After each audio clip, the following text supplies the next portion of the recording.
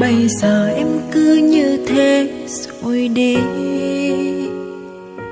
thì anh có bất chấp giữ em lại không? Em mệt rồi khi cứ ở bên nhau, mà mọi thứ đã không còn như lúc đầu. Đâu ai sinh ra dành cho nhau, mình thương nhau hơn chút được không? Có anh rồi sao em vẫn thấy mình cô đơn, hơn là khi em chưa yêu bao giờ.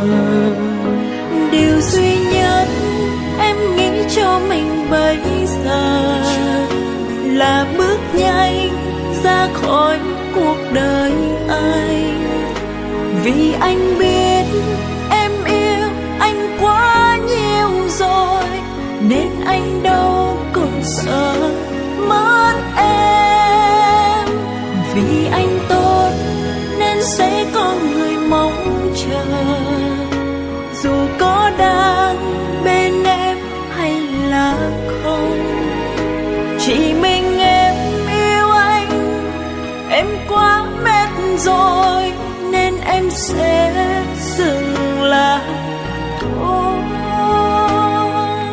Mình xa nhau trong bao nhiêu đớn đau, ta đi bên nhau được có bao lâu? Mình chẳng nói xin nhau đến khi ra từ.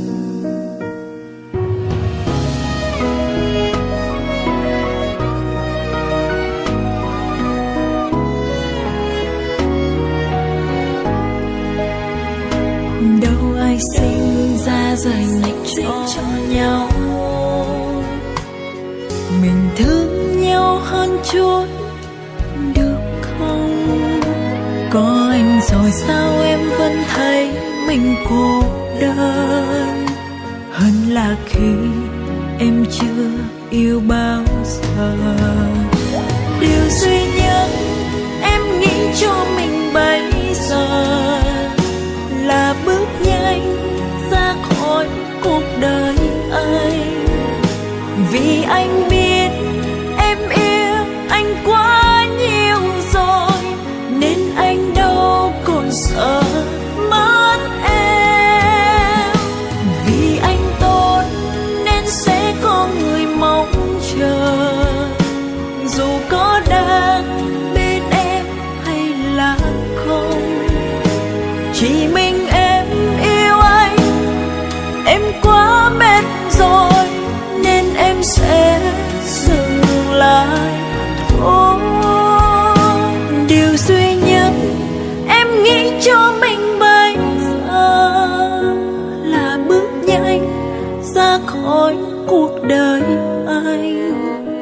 Vì anh biết em yêu anh quá nhiều rồi, nên anh đâu mất em. Vì anh tốt nên sẽ có người mong chờ, dù có đang bên em hay là không.